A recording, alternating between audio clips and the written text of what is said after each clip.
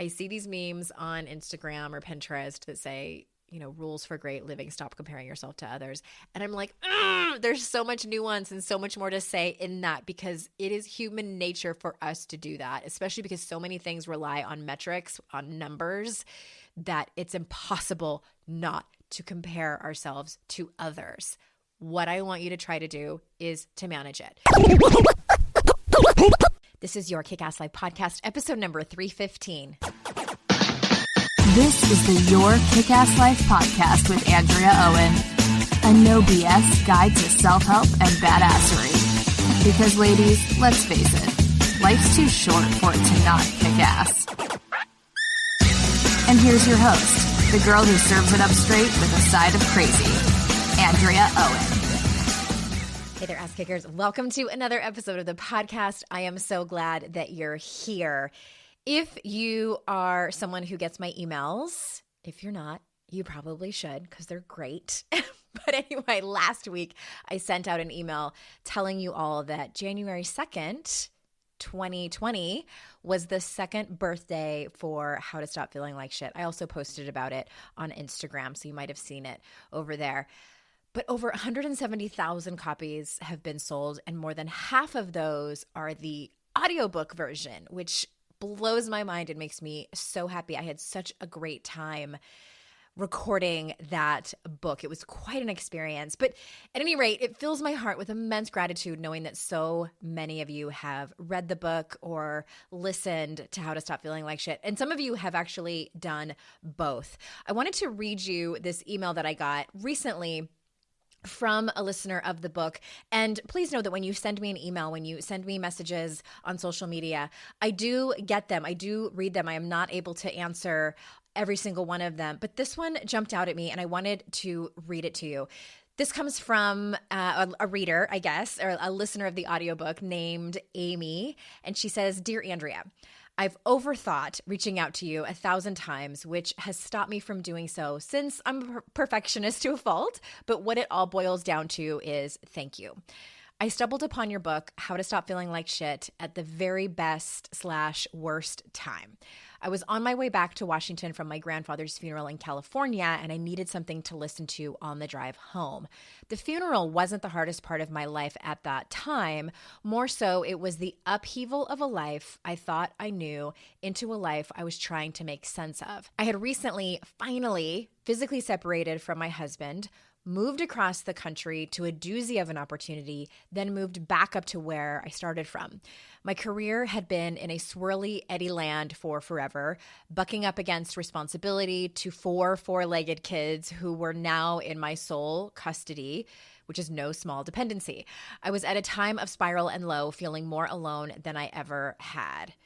So your voice, such a clear voice of camaraderie, reality, and reason, slapped me across the face in greatness.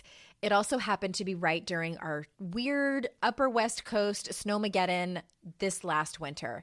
Funnily, but not funny at the time, I was driving right into it, which I'm not the greatest snow driver, stressing and white-knuckling the whole way. There you were, talking your talk as I was gripping the steering wheel like a lifeline, first in a car lineup of slow-moving trekkers just trying to get home, too petrified to even turn off the pep talk.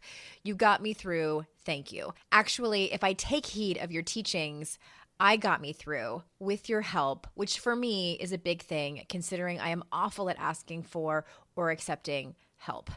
I would like to say my problems ended there. But this year has been a road full of challenges, seemingly for all of us. Thankfully, I can say I'm still going strong, still trying, still living, and hopefully soon flying with amazing people like you. Thank you, Andrea. I can only hope to be as of much help to others as you were to me. With love, Amy. This email, there's so many things in this email that I love that she has pointed out. And Amy's life is probably similar to yours, whether you have gone through something like that recently or a long time ago. If you haven't, then hate to break it to you, but you probably will. Something happens where a wrench gets thrown at you and your life more or less gets turned upside down. I know it has absolutely happened to me. And I think that one of the things I wanted to point out and this is really what happened to me as well, when everything fell apart in my life, I had to sort of pick my head up and say to myself, all right, what and whom am I going to listen to at this point? Because clearly what I was doing before wasn't working. Maybe you just like weren't listening to anyone. For me, I was never listening to the good advice that the people around me were giving me. I was only sort of 50% listening to my therapist, still trying to control my life and make things happen the way I wanted them to happen. I don't know if that was the case with Amy, but my point is that you have to get to that point where you're like, okay, what is resonating with me that I really feel like is going to help? And also, okay, snow, I can't. We used to live in Utah, and driving in snow, it causes me massive anxiety. So I so get it. The second thing I want to point out that she says that I love so much, she says, actually, if I take heed of your teachings, I got me through with your help. This is so important because what I want more than anything from all of you is that you understand and accept that you are the hero in your own life. There is no teacher, no author, no therapist, psychotherapist, life coach, guru, expert. Nobody is going to be the one that saves you or fixes you. You don't get better through osmosis or being close to these people and just thinking that it's going to happen magically. I tell you all the time that you're the one that has to do the work. But even before that, you have to believe, even if it's just a little bit, even if it's just a crack in the door, that you can be the hero in your own life, that you can be the one who gets you through. You are going to have a lot of help from other people. It's going to be books. It's going to be mentors. Maybe it's coaches. Maybe it's the people around you that you love and trust. Yes, you are going to have help. You need help. You can't do it alone. But at the end of the day, you will get you through. So thank you, Amy, for sending that. Thank you for taking the time to send it to me. These messages mean the absolute world to me, 100%. So thank you for those of you that have taken the time to leave a rating and review on this podcast, who have reviewed my book or both of my books on Amazon or Goodreads. I appreciate you so much. All right, what I wanted to do in this episode, now that it's been 2 years that How to Stop Feeling Like Shit has come out, is I wanted to walk you through a handful of the chapters, really more of the most common ones. And by common ones, I mean the ones where I talked to a lot of people about this book, and they said, I resonated with all 14 habits and behaviors, but these were the ones that really stood out to me. And I, as I'm looking through the book and looking at the tools that I gave in there, I noticed that I kind of jumped over a couple of things that I could have talked more about. It's just the nature of the beast when you're writing a book, or maybe it got edited out or whatever. So in this podcast episode, I'm going to go more in depth on a few things. And I have a gift for you. If you remember, it was available for many, many months afterwards. But if you proved that you purchased the book, you got a bonus PDF that was a printout of all of the questions at the end of each chapter in the book. So it was nothing brand new, but it was a workbook that you could print out and have, because I'm always telling you how important actually doing the work is. So now if you just jump on over to the show notes, yourkickasslife.com/315, and you can grab it there. Look for a yellow button where you can download the workbook. You don't need to type anything in, like your receipt and everything like that. Just we'll need your email to send it to you, and you can download the PDF workbook. All right, so let's talk about numbing out. Did you know that was going to be one of them that I'm talking about? You might hear me flipping through the book here. In the beginning of the numbing chapter, which is chapter 3, titled Checking Out, Are Your Numbing Mechanisms Still Working for You?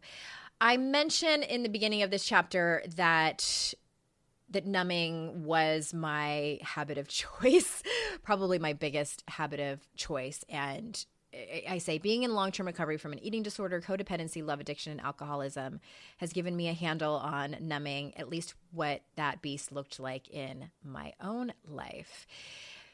I wanted to go into a little bit more depth about it because I think it can be helpful for people to recognize themselves in someone else's story and numbing. And because I had a plethora of behaviors that I did, it wasn't just one thing for me. And I do believe that it typically isn't just one thing for someone. They might rely on one thing for a while. Maybe yours is binge eating, or it's spending money for a few years and then you move on to something else. That's pretty normal as well. So for me, it started with codependency in my late teens and early 20s. And what's also interesting as I look back on my life and connect the dots, I know that a lot of people, their addictions or, addictive like behaviors start because they had a traumatic start in their life. They had a traumatic childhood, and this is how they cope. I didn't have that. My trauma started around the time when I was 18, and there was several things that happened back to back in succession.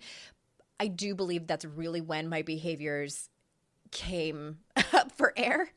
But I also wanted to point out that I was never taught any coping mechanisms, and I don't think that very many people ever are. So no wonder we do this. No wonder we choose these behaviors and habits that do work for us for a while until they don't. And, that's why I titled this book, How to Stop Feeling Like Shit, because when they stop working, when we're doing them, the numbing out, the isolating, the people pleasing, etc., then they start to feel like shit.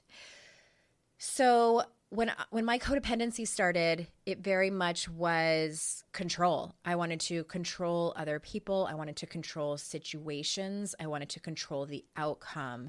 And it manifested as micromanaging. It manifested as, you might call it bossiness, but it really went far beyond that. I got massive anxiety when I wasn't sure, things were going to go my way. And I will say, to an extent, that that's normal. But where the struggle really came about for me was in my personal relationships, especially my romantic relationship at the time. I wanted to fix him. I felt like if I can fix him, then we will be better. Then I will be happier. The answers to all of my problems were in that. If I can just change him, then I will be happy. I was going to say that was my focus. That was my obsession. By and large, that was my obsession, was changing him, was fixing him. And it was a disaster that went on for years and years and years. And love addiction for me, and I think that a lot of people struggle with this and might not know it. So again, I'm not a therapist. I'm not a doctor. Please Google it and read as much as you can about it if you think that that's might be you. Love addiction, I do think that there is some separation with sex addiction. So mine really was more so on the love addiction side. I looked to men and relationships and falling in love. That was my high. That was my addiction.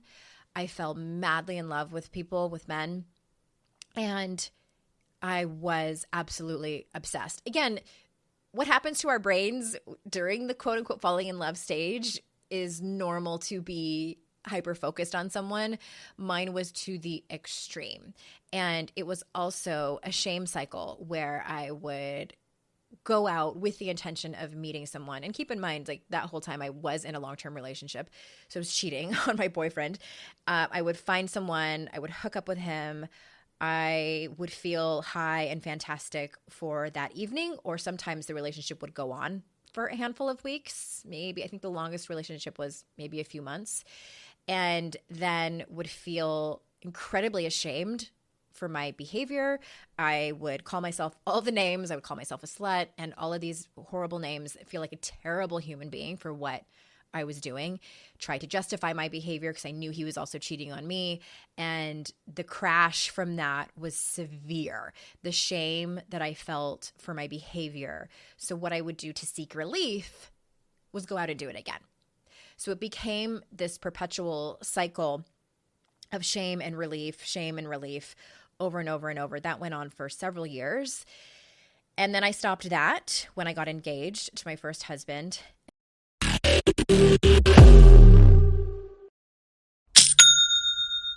Shopify's already taken the cash register online, helping millions sell billions around the world. But did you know that Shopify can do the same thing at your retail store? Give your point of sale system a serious upgrade with Shopify. With Shopify, you get a powerhouse selling partner that effortlessly unites your in-person and online sales into one source of truth. Track every sale across your business in one place and know exactly what's in stock. Connect with customers inline and online. Shopify helps you drive store traffic with plug-and-play tools built for marketing campaigns from TikTok to Instagram and beyond. Get hardware that fits your business. Take payments by smartphone, transform your tablet into a point of sale system, or use Shopify's POS Go mobile device for a battle-tested solution. Sign up for a $1 per month trial period at shopify.com/noise, all lowercase. Go to shopify.com/noise to take your retail business to the next level today. Shopify.com/noise. Today's podcast is sponsored by MIDI Health. Ladies, are you over 40 like me and dealing with hot flashes, insomnia, brain fog, moodiness, some vaginal dryness, or weight gain? Don't just accept it as part of aging. These symptoms are often linked to hormonal changes during perimenopause and menopause. At MIDI Health, they get it. Their experts know what you're going through and how to help. MIDI clinicians are menopause specialists offering safe, effective, FDA-approved solutions. And guess what? MIDI care is covered by insurance.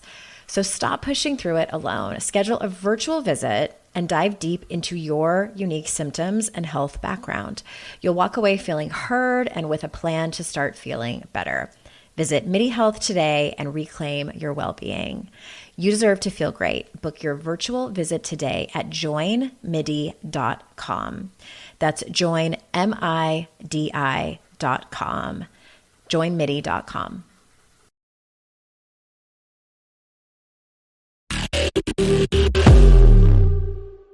Also during that time, I was in and out of an eating disorder, so I controlled this one. That one was different because it really wasn't my behavior of choice. I really only slipped into my eating disorder when things were really severe. And I would control the amount of calories that came in. I would try my best to control the amount of calories that came out with exercise abuse. I was obsessed with the number on the scale, and I was obsessed with the size of my clothes. And it was horrible. It was a horrible way to live with that obsession and addiction. And when my life fell apart in 2006, I healed from a lot of that. I went to 12-step programs. I started listening to my therapist. Things were going so much better. I was really starting to understand why I was doing all of those behaviors, which I really do think is such an important step. Like, a lot of the battle of it is connecting the dots as to why. That's the awareness piece, right? And not yet, though, diving into the root of the problem, which for me was intimacy, trust, connection, vulnerability, dealing with the shame in my life, learning shame resilience. I didn't really have any of those tools yet. So my drinking picked up right around that time. And then in 2011 is when I got sober. And that's really when I sort of picked my head up and was like, oh, okay, these are the actual coping mechanisms that I need to do in order to just deal with life, right? And I talk about a lot of those in How to Stop Feeling Like Shit. That's your values. That's communication, setting boundaries, those types of things. But again, it really, if you kind of take a step back and look at the meta view of why I was doing all of those things, I could not handle, I had a belief that I could not handle life on life's terms. It was too hard. It was too scary. It was too painful. I did not trust myself enough that I could walk through it without some kind of armor on, without some kind of behavior that I was doing compulsively that made me avoid all of the hard, painful, scary things. So for me, it wasn't until I erased all of those behaviors in my life, which, trust me, it was fucking painful. Like, I went kicking and screaming at times. But it wasn't until then that I really picked my head up and said, oh, okay, this is I actually can do that. Like, I can do this. I can walk through this and be okay and stronger for it. That was kind of the bonus that happened. And just really, really trusting myself and gaining the resilience. Okay. So I wanted to point out something from that chapter, from the numbing out chapter. And in that chapter, I give 8 different tools for learning how to feel your feelings, because that's what the bulk of walking away from our addictions is about, is learning to trust ourselves and actually feeling the feelings that get thrown at us when we're living our lives. So tool number 6 is about getting curious around your feelings. And here's what I say in that part of the chapter. This is especially helpful if you find yourself judging your feelings and making yourself wrong for having them. There's information in there that has the opportunity to help you, but only if you get curious first. You all might remember Jessica Graham was on the podcast a few episodes ago, and I had mentioned that I've worked with her this year in processing and untangling a lot of shame around sex and all of those types of things. And it's been massively uncomfortable for me. One of the things that she does, and I think I'm actually pretty good at getting curious about my feelings, but one of the great things with working with a coach or a mentor or a therapist is when you are looking at them, and she and I work on video chat together, is that she can see my body language and she can tell in my voice when I'm really uncomfortable about something. So she'll ask me about it and really force me to slow down, because I have the tendency, and maybe you're like this too, I have the tendency to just sort of bulldoze over those types of things. And I talk really fast as it is. So it's just my nature to be like, okay, let's move on to the next thing. I'm done with this. This is uncomfortable. And let's just, who's next? And what she has done is just asked me about it and invited me to get curious about some things. So in areas that you struggle about this, maybe you have a buddy or you tell your therapist specifically, you kind of tell on yourself. I think that's such a great thing to do.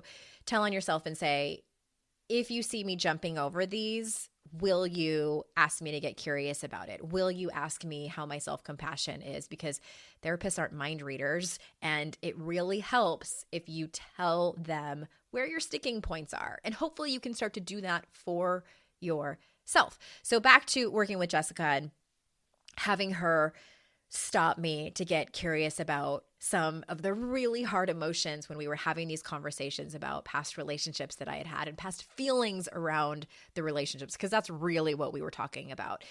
It was incredibly helpful for me to stop and slow down. She also asked me what was happening in my body so I could get to better know where these feelings were living in my body, all for the win, hopefully, that I can become self-aware to do this on my own, to realize like, oh my gosh, I have this feeling in the pit of my stomach, and just get curious about it. Just let it live there for a little bit. That's the part that I hated. I mean, nobody wants to sit there and be uncomfortable. I don't either.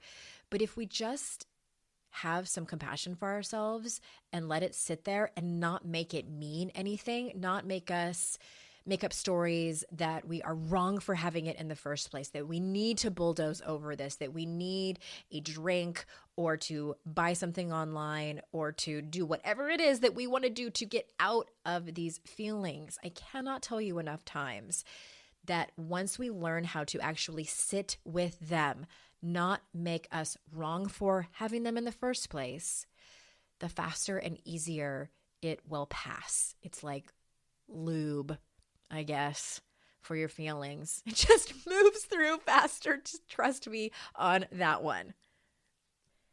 All right. I'm going to kind of go backwards with this next one. Chapter 2 is go away and leave me alone. Isolating and hiding out isn't protecting you. This is another one where y'all told me, raise hand. I do that one a lot. That whole chapter is about finding your compassionate witness. It's about empathy and having those close connections. What I want to do with this particular chapter is go over the questions on page 39. And if you have the printout, the PDF printout, we're in chapter 2. Again, each of the chapters has about 5 or 6 different questions at the end, so you can take action and integrate all of your learning. All right, so question 1 at the end of this chapter is, do you feel like you hide out and isolate when things get hard in your life? If so, why? And if I had all of the room in the world, I would have gone into more depth with each of these questions, but I didn't. So I'm going to do it right now with this one. I would love for you for this question is to ask yourself, what are you truly afraid of? Let me ask the question again. Do you feel like you hide out and isolate when things get hard in your life? If so, why? If you don't, then bravo, my hat's off to you. I think that you are doing a fantastic job. If you reach out to the people, as Brené Brown tells us, have earned the right to hear your story, and you're met with what it is that you need to be met with, whatever that is for you, whatever kind of support you need, then hallelujah. For those of you who do hide out and isolate when things get hard in your life, I would love for you to dig a little bit deeper in this and ask yourself, what are you truly afraid of? Give me worst case scenario. What are you afraid of? Are you afraid that they'll reject you if you do reach out to somebody and tell them what's going on? Are you afraid that they'll laugh at you, that they will shame you or tell you that you're wrong or tell you, how could you have even gotten into that place in the first place? Like, what are you, stupid? Are you afraid someone's going to say that to you? Are you afraid someone's going to tell your secret and gossip about you? Maybe you've had that experience before. Are you afraid that you'll be seen in a negative light? You're like, no, Andrea, I wasn't afraid of any of these things until you mentioned it. No, but these are probably floating around in your mind, even if they are sort of in your subconscious. And I want to point out something too that I just said about the fear that we'll be seen in a negative light. This is incredibly common, and this circles back to one of the tools that I teach in my signature program, Mentorship Masterclass, that is so incredibly helpful once you get underneath it and can be quickly aware of it. And that is your ideal and unwanted identities. So we all have these in every area of our lives. Being afraid to be seen in a negative light is our unwanted identities. Nobody wants to be seen that way. We have them at work. We have them in our romantic relationships. You probably have them as a parent, if you're a parent, as an adult child. We want to be seen, as our best self, and we fear being judged, being seen a certain way that is negative. And it's not that you're going to turn everything on its head and only be seen in a positive light all of the time, because then we'd be talking about perfectionism. It's really getting all of this out, purging it out on paper, finding out what you're truly afraid of. Because a lot of times when you look at it, you're like, this would never happen if I tell this person. Or if it does actually happen, say you share something with someone and they do end up telling someone about it. That's happened to me before. I have also, been rejected by someone. You get really vulnerable and you share something, and the person either doesn't have time for you or whatever it is that they do that feels like they're rejecting you or abandoning you.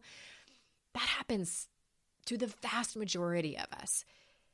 What I want you to start to think about is, can I bounce back from that? What are the tools that I would need to have to be resilient, to take care of myself during that time, to lick my wounds, because you can do it. Okay?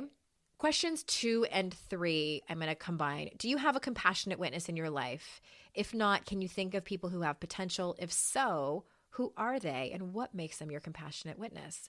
The third question from this chapter is, do you need to do a quote-unquote cleanup of your friendships and work on intentionally nurturing one or two of them that you have currently? I want to just point out something extra around these 2 questions, and that is to ease into these conversations with your compassionate witness. And when I say compassionate witness, just as a refresher from the book, this is the person who's earned the right to hear your story. This is the person where you have built and nurtured a friendship. And sometimes these ebb and flow, and we need to circle back with people and put in an effort in our friendships. But I want to point out that in Brené Brown's research, just research around trust in general, that trust is built in small increments over time. That's how it is organically and naturally built. So I wanted to say that because it isn't this magic thing where we suddenly snap our fingers and have these magical friendships. It would be so amazing if that's the way it was. But it takes hard conversations. It takes putting yourself out there. It takes being empathetic and compassionate and being there for the people in your life. And if you feel like they're not showing up for you, it's going to take you having a hard conversation with them. Having that talk where you say, hey, I love and appreciate you so much, and I deeply care about this friendship. And I have to tell you, I've been feeling neglected, and I know that you're so busy, and I really want us to have this fantastic friendship. And here's my request. Those kinds of conversations, those are difficult and necessary if you want to have these connections, if you want to feel supported, if you want to feel like you have that friendship that we all want.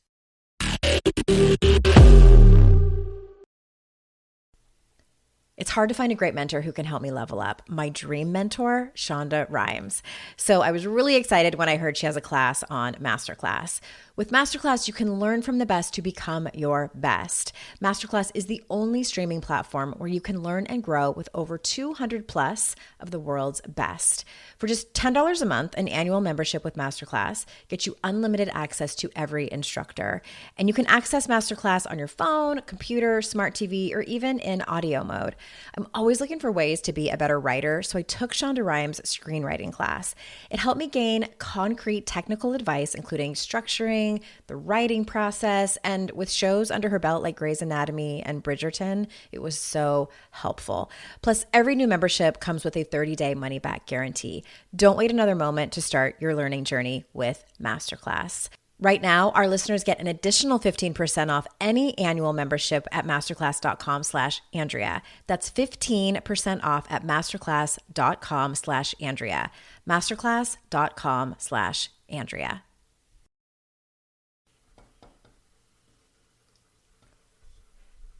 Fast forward to the end of 2024 and think about your goals. What can you do right now to give yourself the best chance of succeeding? If you want to learn a new language, you absolutely should get Babbel. Don't pay hundreds of dollars for private tutors or waste hours on apps that don't really help you speak the language. Babbel's quick 10-minute lessons are handcrafted by over 200 language experts to help you start speaking a new language in as little as 3 weeks. Babbel's designed by real people for real conversations. Studies from Yale, Michigan State University, and others continue to prove Babbel is better. One study found that using Babbel for 15 hours is equivalent to a full semester at college. Now it's so easy to speak simple conversation phrases with the guy that takes care of my lawn without having to consult language apps. Here's a special limited time deal for our listeners. Right now, get up to 60% off your Babbel subscription, but only for our listeners at babbel.com/noise. Get up to 60% off at babbel.com/noise, spelled BABBEL.com/noise. Rules and restrictions may apply.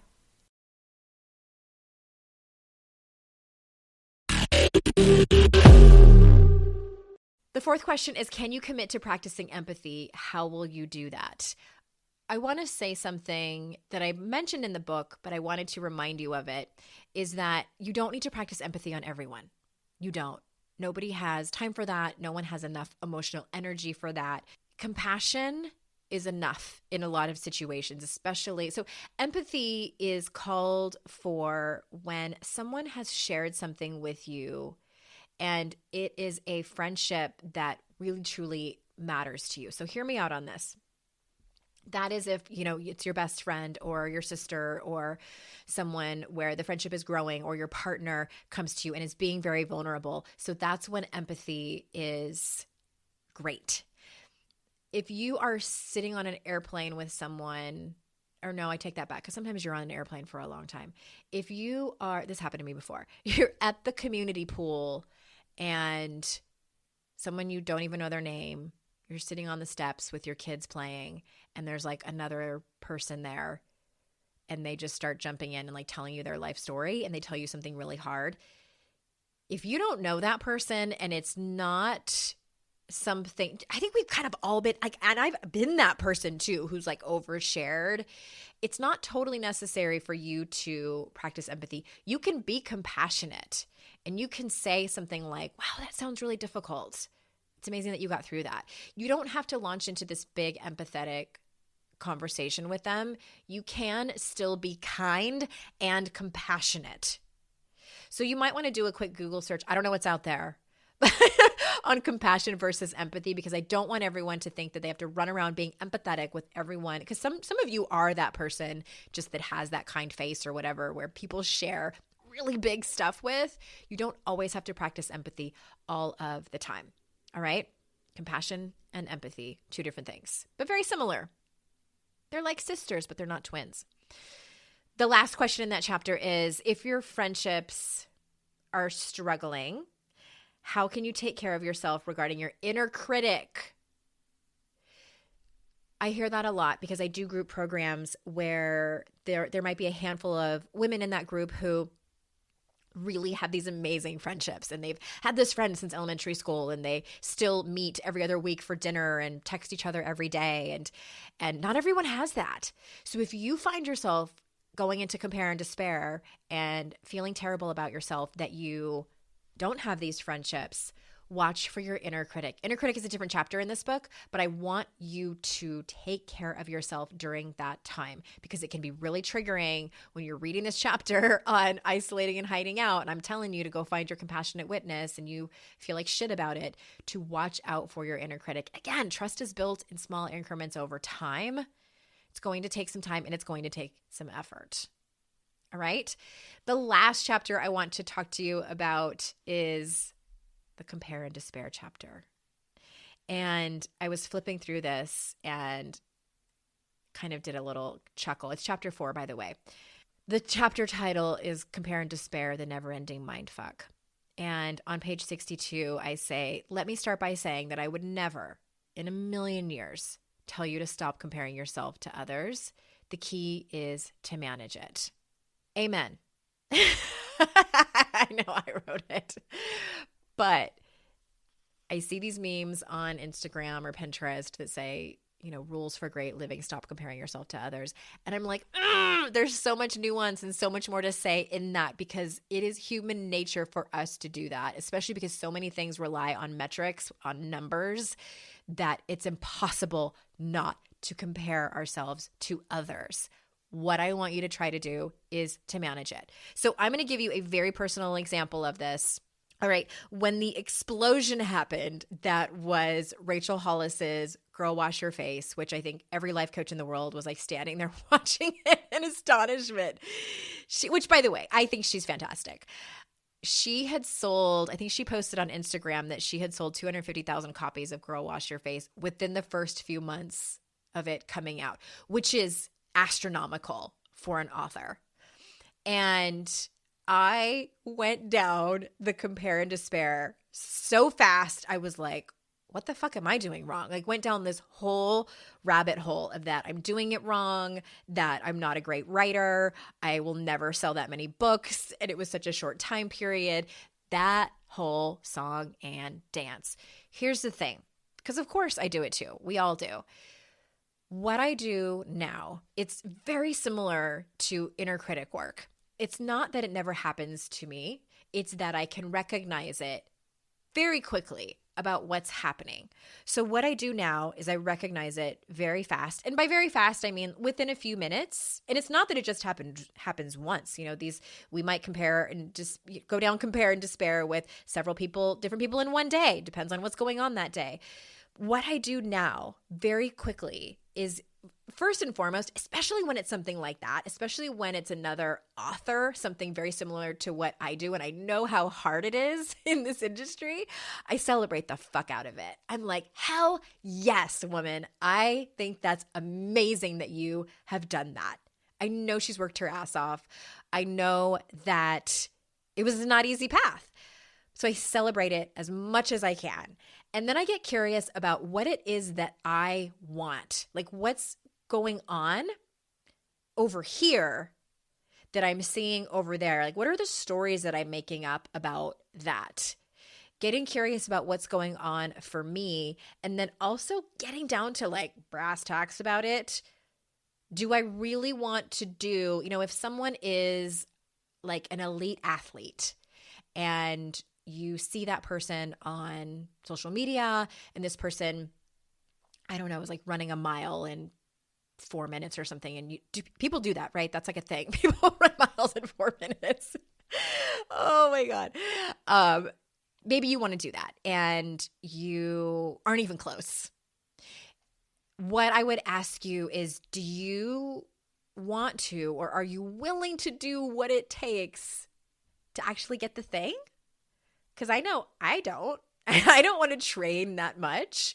So sometimes it can help just looking at the reality. And the answer might be yes. The answer might be absolutely yes. So use that as inspiration to get to where you want to go. I also remind myself to stay in my own lane when it comes to things like this. My son is a swimmer and he's on the swim team, and we're having to talk to him about that a lot because we watch him during swim meets and he's looking over to make sure that, he's not the last one. And I tell him over and over again, I'm like, you are slowing yourself down when you're looking over at that other person. And it is so true in so many aspects of our lives. If we would just keep your head down, stay in your own lane, focus on your own training or career path or whatever it is, whatever the goals are that you're wanting to do. The last thing I want to say about this is on page 64, I talk about become intimate with your success. I think that we sell ourselves short so much. We really, really do. One of the assignments that I give clients sometimes is to go back, especially if they're in some kind of like a service provider or even if they're makers, read the emails from people where they have told you how much they love your work, your testimonials, your positive reviews from work, emails from your boss, whatever it is, birthday cards from your parents telling you what a great kid you are, whatever it is that you have access to still, and I hope you keep them. So many people are uncomfortable reading those. And that's the assignment I give to some of my clients. And I'm like, go back and read those slowly. Read them out loud. That is an exercise in getting comfortable with your strengths, getting comfortable with your talent, getting comfortable with your accomplishments. We severely lack this so much. I wish that we could have, what is that saying? Like have as much confidence as a mediocre white man or something like that.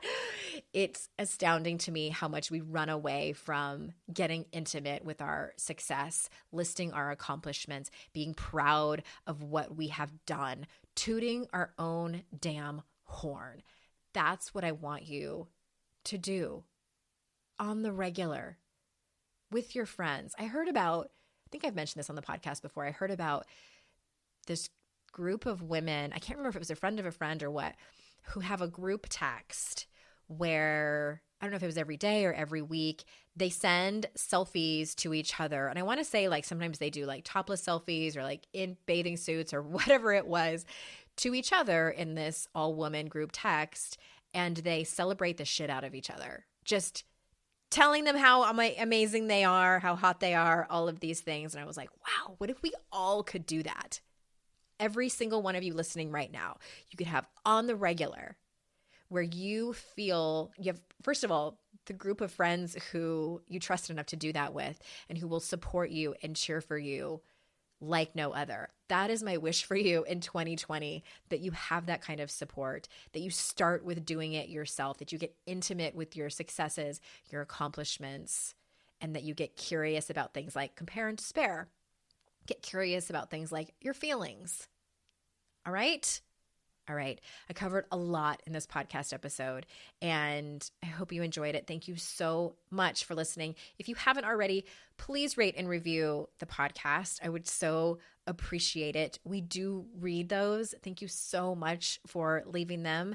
And also, if you haven't already, before I recorded this, I was listening to the very first episode of Not Another podcast, not another self-help podcast, the podcast that I'm doing with Amy Smith. And I was laughing. I have to admit, I was laughing at us. I think that we're so funny in this particular episode. So at this point, a couple of the episodes are out, notanotherpod.com. You can find it on Apple Podcasts, Spotify, wherever you get your shows, Not Another Self-Help Podcast. And we would love it if you followed us on Instagram over there, Not Another Pod. Thank you, Ass Kickers, so much. I'm so grateful for your time and that you choose to spend it with me. And until next time, I will see you out in cyberspace. Bye-bye.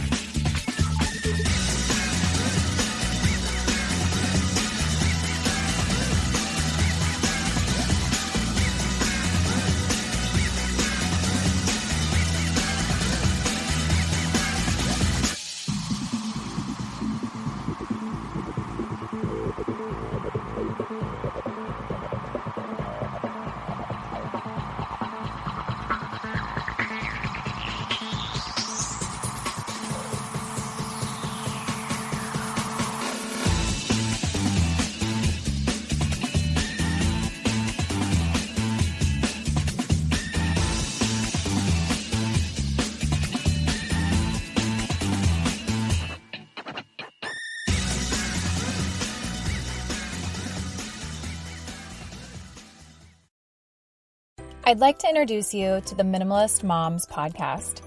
It's hard enough being a mom, and the last thing you need is stress from too much stuff and an overcrowded schedule.